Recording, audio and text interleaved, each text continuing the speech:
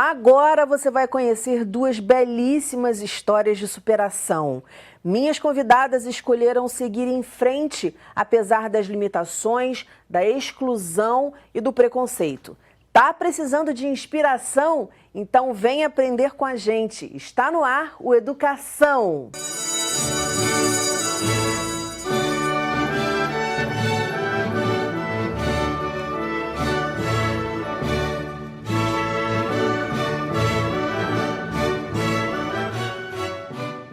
Minhas convidadas são a premiada artista plástica Bárbara Correia da Silva e a psiquiatra Marli Itajaí Costa, mãe do Beto, campeão internacional de natação com mais de 200 medalhas conquistadas. Muito bem-vindas ao programa. E aí eu vou começar logo falando que também está aqui com a gente a Rita, que é mãe da Bárbara, e falou, não, eu estou aqui só para ajudar, não quero conversar, mas aqui no decorrer do papo, tenho certeza que ela vai participar. Bem-vinda, Rita, também aqui ao nosso papo. Bárbara, eu queria que você começasse contando a tua história. Você já nasceu com uma deficiência física, como é que foi isso? Sim, eu nasci com uma doença chamada artrogripose múltipla congênita. É uma doença degenerativa que tem uma má formação. Como é que foi na tua escola? Tinha acessibilidade? Você encontrou alguma dificuldade ali desde os primeiros anos? Conta pra gente um pouquinho. Olha, a minha vida, a minha educação, meus estudos foi bem legal. Não tive muitos problemas porque onde eu estudei onde eu moro. Então todo mundo ali me conhece. Então a escola já era adaptada? Na verdade, quando eu entrei, quando eu era pequena, não tinha tanta acessibilidade. Mas nas duas escolas que eu estudei, a própria diretora, eles mesmos fizeram adaptar a escola para mim. Se tinha escada, eles colocavam rampa. Se tinha algum lugar que não tinha como a cadeira passar, eles colocavam uma rampinha também. Deixava a escola bem acessível para mim. Trabalhos em grupo você fazia, você participava, você se sentia parte, tinha pertencimento nas atividades da escola? Eu fazia amizade com bastante facilidade. Era legal porque os alunos, eles realmente abraçam. Quando eu precisava de ajuda para pegar um caderno, quando eu precisava de ajuda para beber água, para me locomover, porque na época que eu estudava, eu não tinha uma cadeira motorizada, então eu precisava de ajuda para me levar para os lugares, e eu tinha meus amigos para me ajudar. Os professores também eram sensacionais, eles me ajudavam bastante também. Não me olhavam com um olhar de diferença, puxava minha orelha, falava, não, tem que ser assim. E era bem bacana. Legal. Agora teve uma situação ali, né, que a Rita estava também contando, que na escola só teve uma situação que chamou a atenção de vocês e aí você foi conversar com a diretora. Que história foi essa, Rita? Foi quando uma determinada professora, uma tia, né, ela tinha medo de colocar a Bárbara no meio das crianças para brincar. Então, o que ela fez? Ela achou melhor pegar a Bárbara e botar ela num cantinho. Aí a Bárbara se sentiu, na época, excluída. Aí chegou em casa, conversou comigo e falou, mãe, a tia me coloca num cantinho lá na parede. Eu falei, como assim, Bárbara? Ah, mãe, não sei. Todo dia no recreio, ela me coloca lá num cantinho. Aí eu falei assim, tá bom. Aí eu fui até a escola, conversei com a diretora, né, e falei com a diretora, falei assim, olha, eu não estou fazendo uma queixa, eu só estou pedindo você para poder olhar, investigar, para ver o que realmente está acontecendo, porque eu não estou aqui para acusar ninguém, eu só quero que você dê uma olhadinha para ver se esse relato está acontecendo ou não. Aí ela falou assim, não, Rita, tudo bem, pode deixar. Aí no outro dia seguinte, a Bárbara foi à escola normal, aí quando foi no outro dia que eu fui levar ela para a escola, aí a diretora chegou para mim e falou, sim, estava acontecendo sim, mas ela me explicou que estava com medo. Dela deixar a Bárbara num canto é porque ela tinha medo de outra criança machucar a Bárbara ou a Bárbara se machucar no balanço ou em outro brinquedo. Mas aí a diretora falou, não, se for o problema eu mesmo coloco. Mas ela falou assim, não, Nininha, tudo bem, se ela pode ficar, então eu mesmo vou colocar. Aí foi resolvido o problema. Certo. Então você também teve toda uma tranquilidade, sem muito Sim, alarde, tratando a nada. coisa. Porque quando a gente trata a coisa como assim, ó, do outro planeta, o outro também tem tendência Sim, a tratar. Então acho que não. essa sua tranquilidade, né? E assim, você teve muita sorte nessa inclusão escolar, que não é a história de todas as pessoas que têm Verdade. qualquer tipo de deficiência ou transtorno global de desenvolvimento ou superdotação. E você é uma pessoa de sucesso, uma profissional de sucesso, que tem quadros belíssimos. A gente vai mostrar aqui ao longo do programa, inclusive ela vai pintar um pouquinho. Você acha que essa educação inclusiva foi fundamental para que hoje você seja uma profissional de sucesso, que tem a tua arte? Sim, bastante. Porque eu tive apoio também na escola. Os professores também, quando eles descobriram que eu pintava, eles me apoiavam. Eu tinha minha professora também de artes na escola e ela também me dava várias dicas também, que era bem bacana. Porque eu acho muito importante a arte na educação. Porque você aprende a cultura, a entender, enxergar o mundo de uma maneira mais verdadeira e você também aprende a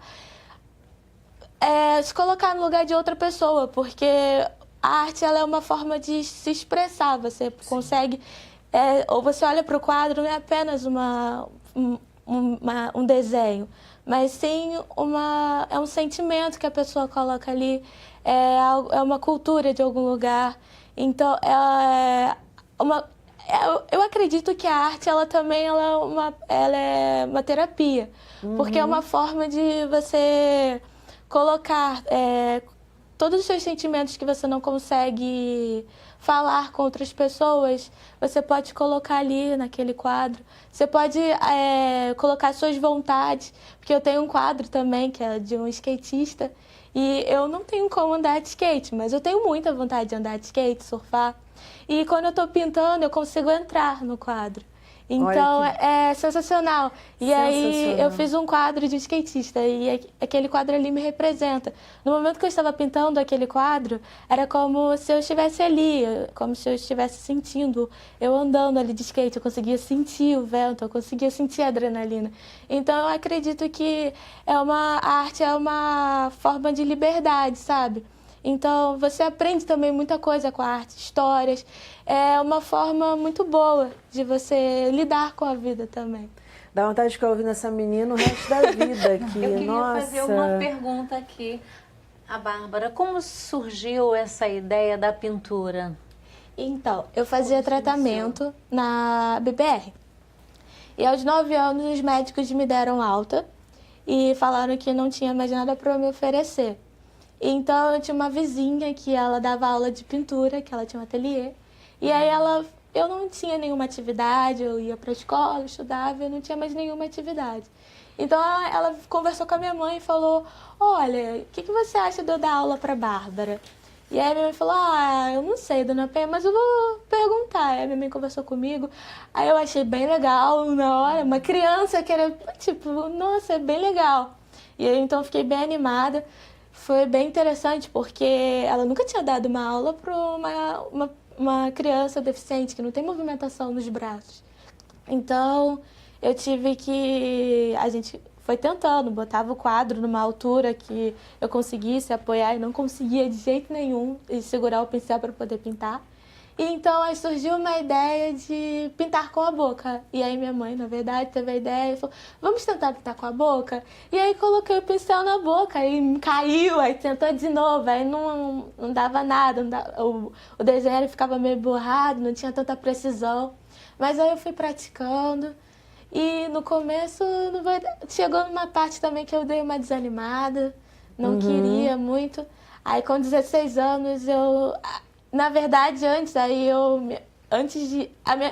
essa minha professora, ela recebia os cartões da Associação dos Pintores com a Boca e os Pés. E aí ela contou sobre essa associação.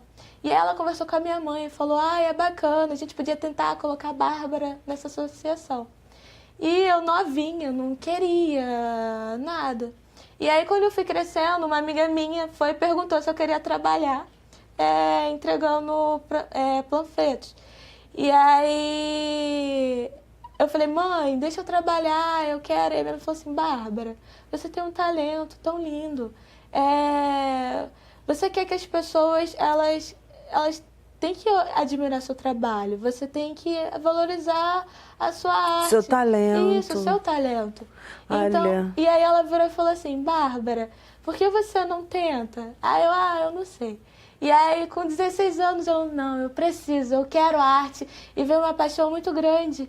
E eu falei, não, eu quero pintar. A arte, ela não é só um estilo, não é a sua personalidade. Quando você decide ser artista, não é, eu só vou pintar isso porque pode dar dinheiro ou algo assim. Não, eu pinto porque eu gosto, a arte ela faz parte de mim, eu vivo pra arte. Ai, que coisa mais linda. Muito legal. Muito obrigada por você dividir essa paixão com a gente. Assim, é de deixar emocionada.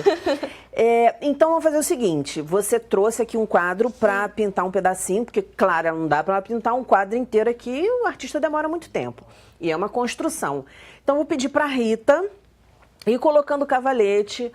Ela vai pintar um pouquinho, enquanto isso eu estou mais no papo aqui com a Marli, conhecendo um pouco mais da história da Marli. O cinegrafista vai filmando, vai filmando a gente, conversar e vocês vão entendendo tudo aí em casa. Marli, como é que começa a tua história? O Beato vai fazer 38 anos esse ano e realmente na época em que ele nasceu eu já tinha 2 filhos, as crenças médicas eram outras. Nascia-se com síndrome de Down porque a mãe já tinha mais idade. O que hoje em dia já foi provado que não existe. Você tinha quantos anos? Na verdade, eu tinha 33 anos e justamente mães acima de 32 anos tinham tendência, eram consideradas mães idosas para terem filhos. Mas com o nascimento do Beto, eu percebi pelo choro que era diferente. E o pediatra até achou que aguardasse uns 3 meses, não fizesse exame, porque ele tinha os reflexos muito bons e tudo mais. Mas eu não fiquei sossegada. E com 3 meses... Foi antes dos 3 meses e eu decidi fazer o cariótipo dele. Levei e realmente foi constatado que ele tinha trissomia do 21. E Síndrome de Down. Síndrome de Down. Como é que foi isso para você? Como você recebeu essa notícia? Como é que foi isso? Olha, eu já estava assim muito preocupada antes. Eu já desconfiava pelas características, porque eu sou psiquiatra, então já conhecia as características, o desenvolvimento. Quer dizer, medicamente, apesar dele estar bem, mas havia diferenças. E foi uma notícia assim muito triste. Eu acho que realmente a gente passa por uma fase de luto até a gente aprender a gostar daquele filho como um filho como outro. E gostar de uma forma diferente, que precisa ter mais cuidados, que exige mais da gente, mas a gente aprende a gostar e a amar. E comecei logo a investir apesar dele ter nascido naquela época, não havia muito recurso, as pessoas eram mais excluídas, viviam trancadas, eram escondidas. Sim, sim. Elas ficavam trancadas em hospitais que aceitassem. E eu mesma trabalhei em muitos desses hospitais, elas realmente ficavam escondidas, elas não apareciam socialmente. Eu comecei a fazer atendimentos com o Beto com 5 meses. Eu precisava trabalhar e ele foi para uma escola montessoriana. Foi uma felicidade. Era uma escola realmente montessoriana, que é o que deve ser aplicado a crianças com qualquer deficiência. E ele foi muito feliz, foi aceito, foi sempre bem tratado, aproveitou muito, porque o material é todo adequado a crianças. Nunca tive problema de rejeição. De preconceito na escola? De preconceito, não. A dona da escola até, ela era uma pessoa excelente. Ela havia perdido uma criança, então ela quase que substituiu o meu filho pelo filho dela, era uma pessoa assim maravilhosa. Então você, dentro da educação, você também considera que o Beto tenha sido sempre incluído em todas as escolas pelas quais ele passou? Ou teve alguma escola que... Não, nem sempre. Ele terminou o CA com 12 anos, saiu já alfabetizado, e lendo, escrevendo bem, com uma letrinha que até hoje é muito bonita, tudo mais, e tentei colocá-lo em outras escolas montessorianas e não consegui essa mesma inclusão. Eram escolas rigorosas que não se preocupavam em ter... Bom, naquela época não existia o que existe hoje em dia pela lei, professores auxiliares, e ele era colocado como qualquer criança comum que tinha todas as obrigações das outras. Copiar os deveres do quadro, e ele começou a ficar, ele passou por umas 3 escolas, além de ter sido recusado em outras. Eles não falavam abertamente, volte daqui a uma semana, volte daqui a 15 dias, volte daqui a mais uma semana, e com isso você terminava desistindo. Como é que você fez, Marli, para que o Beto tivesse uma história de educação inclusiva e que ele pudesse ser a pessoa que ele é hoje, um campeão em natação e tantas outras coisas, atividades que você vai contar para a gente? Mas como é que foi esse processo, se a gente pudesse resumir, educacional, para que você conseguisse que ele fosse incluído e realmente se formasse numa pessoa que participa na sociedade? Ele estudou em 2 escolas, ele ficou um período sem frequentar a escola.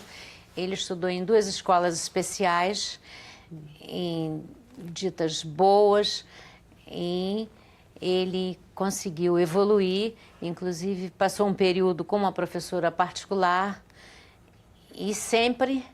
Agora, a história do esporte aí entra um pouquinho diferente. Por uma necessidade de saúde, ele teve bronquiolite com 30 dias, então foi me recomendado que ele começasse a fazer natação como prevenção, porque eles têm facilmente muita infecção pulmonar. E ele começou com 8 meses. Com 5 meses, ele começou a estimulação essencial, a fazer fisioterapia. A geneticista recomendou e ele frequentou escolas especiais e até passou um período, e por conta das escolas ele não queria deixar, porque aí começa namorando, não é? E querendo ter uma vida social como as outras pessoas. Sim, inclusive ele claro. nunca se conformou em ser, nós nunca segregamos, ele participava de tudo com os irmãos.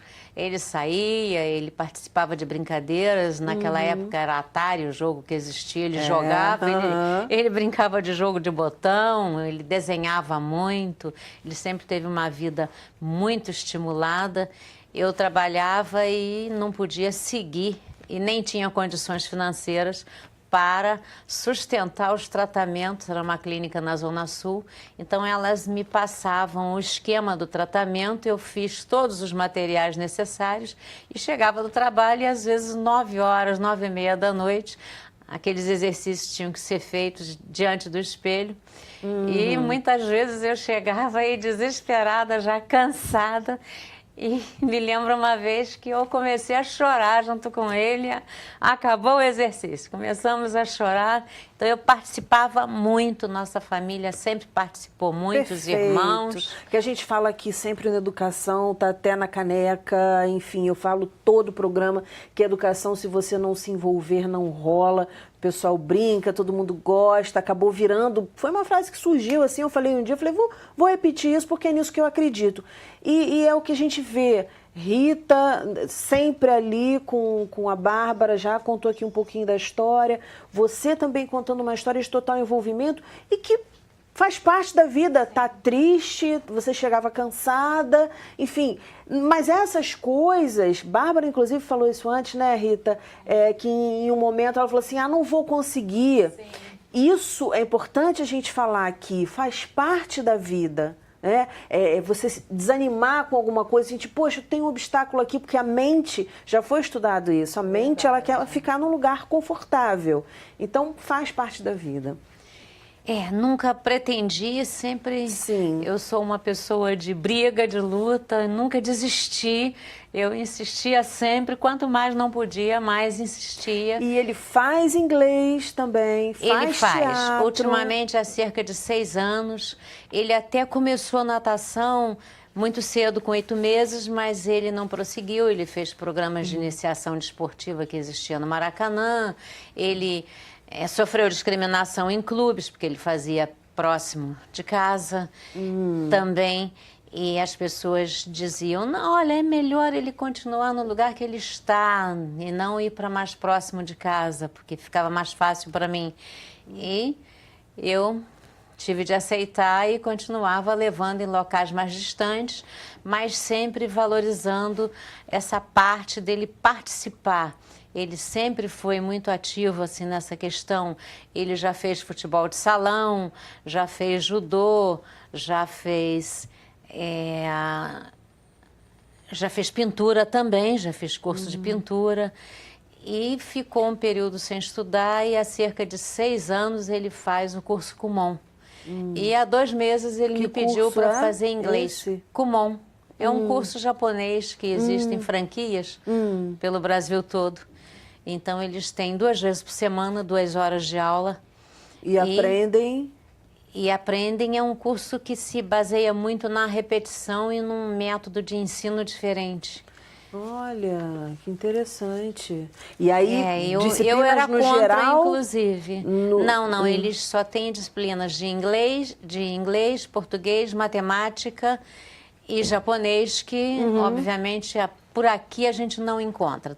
Talvez encontre em alguns cursos. Olha. A gente não encontra em todos. Ele, por exemplo, no que ele faz próximo de casa, não tem. A gente tá no finalzinho, né? Já arrumando aí para o final do programa. Queria que você falasse, ele sofreu preconceito, inclusive no esporte. No esporte. Me conta isso. Ele nunca participou, por exemplo, de uma Paralimpíada. Normalmente, ninguém que tem síndrome de Down participa de Paralimpíada, porque eles têm flacidez de articulações, eles têm a musculatura diferenciada, eles, no crescimento, no desenvolvimento, eles normalmente desenvolvem a musculatura primeiro que a parte óssea. Então, mas não seria exatamente por conta disso que deveriam? Eles não conseguem, eles não tinham classe.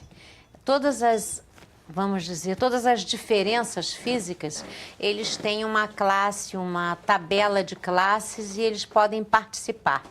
Mas a síndrome de Down não tem classe, eles são incluídos no que se chama S14, que é uma classe só para deficiente mental. Então, são pessoas comuns que não têm dificuldade alguma física, que eles têm dificuldades físicas sérias nessa questão da velocidade, do aprendizado, da memória, da abstração, da aplicação do que eles aprenderam. Eles chegam a aprender, mas eles precisam de muita repetição, eles custam muito. E com isso eles não têm índice, eles classificam muito pelo índice, pela velocidade. Então eles jamais conseguem participar de uma Olimpíada. E começou um movimento há cerca de 1 ano e meio no exterior. Eles criaram agora uma classe Down para que eles possam participar de competições mundiais. Ele participa até, mas sempre, toda a competição dele, nós não recebemos ajuda financeira ou de estrutura de quaisquer instituições. Não temos patrocínio. Para nada, o material é caríssimo. Até o Maracanã, onde havia um programa de iniciação desportiva, depois daquela obra para a Copa do Mundo, para a Paralimpíada, foi fechada a piscina, está abandonada.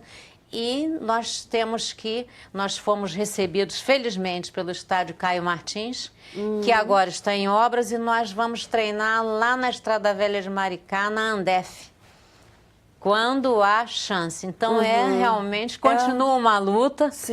É uma dificuldade muito grande, além de ele treinar no clube municipal, mas pago com professor particular. Quer dizer, você não é rica, não tem uma situação... Não, eu trabalho só para isso. Então, é isso que a gente queria aqui, mostrar a história de vocês para que as pessoas se inspirem, para que as pessoas saibam que não é fácil, mas para que as pessoas saibam que é possível e conheçam as dificuldades. Eu acho que isso é mais importante, porque a gente sempre fala em inclusão, inclusão, inclusão, e a gente também aqui está falando de momentos de exclusão e como essa exclusão ela ocorre. Que é uma exclusão, desculpa eu te interromper, mas é uma exclusão que é uma realidade dentro da suposta inclusão, até nas escolas. Eu, no consultório, eu até estudei direito por conta disso, porque sempre trabalhei em serviço público, para orientar as pessoas. E eu sempre oriento que procure a justiça, que procure seus direitos, porque não existe isso. As pessoas, gratuitamente, só pelo direito da lei, pelo direito legal, elas não conseguem. O professor auxiliar, o professor que poderia... ajudar essas crianças. Por isso que a gente fala que ficam muito, elas ficam Marli, sempre num canto, elas ficam em segundo lugar, elas não são estimuladas, elas não têm apoio. Então, uma criança que não consegue ser rápida, que não consegue acompanhar o nível da turma, ela não consegue evoluir. E aí, para vocês verem, é possível. Ah, mas não é possível. É possível. É possível porque Beto está aí para contar a história, porque Bárbara está aí para contar a história. Bárbara terminou o 2º grau. Ela o tempo todo falando aqui da inclusão que ela teve na escola. Bárbara concluiu o 2º grau. E agora eu vou pedir para vocês mostrarem os quadros. Fala um pouquinho dos quadros. A gente está no finalzinho, Bárbara. Então, mas conta um pouquinho aí. Esse quadro do skatista foi o que eu falei. Esse que é me o do representa. skatista, é verdade. Sim, e achei, Ai, que eu amo o lindo. pôr do sol. Eu amo também, praia. essa luz. Sim, linda. ele me representa porque é uma coisa que é uma das minhas vontades, que é andar de skate. E eu consegui. Você conseguiu andar. Bárbara, eu vou te interromper. Existe um programa agora, até fui assistir a uma das palestras, em que eles criaram rampas e acesso ao mar. Sim, é o Praia para Todos. É, Praia para Todos. Sim. Eu tenho uma amiga que ela é cadeirante, ela mora em Cabo Frio, infelizmente, se não te apresentava, posso incluir, e ela vive muito feliz porque consegue atingir a praia. Sim. E eles até aqui no Rio, já incluíram aqui no Rio esse programa Praia para Cadeirantes, e as pessoas conseguem. Aí, Rita. Ela... Esse próximo. Esse é a Andarilha. E ela tem um significado muito grande para mim, porque eu sonhei com ela. Eu acordei de madrugada praticamente, com o desenho na minha cabeça. Eu falei, eu preciso pintar, eu preciso pintar, eu preciso pintar. Esse mesmo. Porque esse quadro, eu tinha acabado de terminar os estudos, e então eu queria fazer a minha faculdade, queria... Eu também estava começando a trabalhar, que eu tinha acabado de entrar para a Associação dos Pintores de Cabelo e os Pés. Então, eu estava numa fase nova e eu estava num caminho novo. Então, a Andarilha, ela... No caminho. Isso. Ela representa. A Andarilha, ela simplesmente ela anda, ela não sabe o que ela vai encontrar lá na frente. E é o que eu não sei. Desculpa eu ficar só te interrompendo. No linda. hospital onde eu trabalhei durante muitos anos, mais de 20 anos, nós tínhamos oficinas. É importantíssimo a pintura, o desenho. Sim. Ela é de uma criatividade, ela auxilia demais no tratamento. Vamos lá, esse próximo... Esse quadro, ele tem um significado também. Eu homenageei esse quadro às mulheres negras, porque ele mostra a cultura africana também, a cultura que eu acho lindo, o pôr do sol, o local, então ele também sempre significa... presente. Sim. Linda a iluminação. E aí é bom a gente lembrar, vou falar com a Marli aqui rapidinho, porque a gente está mesmo com o tempo estourado, mas é importante, Marli falou, é importante lembrar que o Beto começou a nadar efetivamente com 29 anos e com 37... ele está. Na verdade, o Beto começou a competir, ele sempre nadou, mas começou a competir muito tardiamente, só com 29 anos, e num grupo de natação, de competição, e realmente tem mais de 200 medalhas. Nós já fomos a inúmeros países do mundo em competições, muitas vezes em que nós arcamos com... Vamos por fora, vamos assim dizer, não somos convocados. Nós dizemos que somos assim de uma família um tanto abusada. Nós tomamos iniciativa para tudo. O Beto não fica sozinho. Ele, por exemplo, no Kumon, para que ele estude, eu quase que que faço uma cena de circo, porque para ficar interessante o estudo.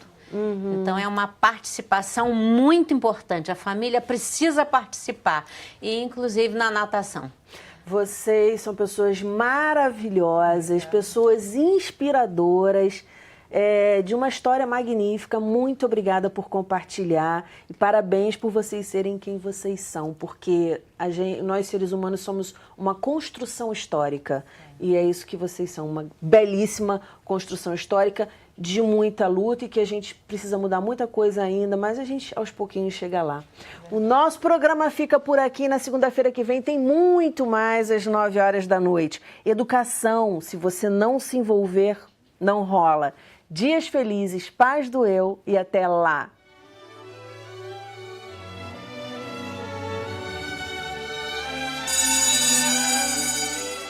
Nasruddin. Nasruddin era um sujeito pacato toda a vida, mas casou com uma mulher nervosa que até batia nele.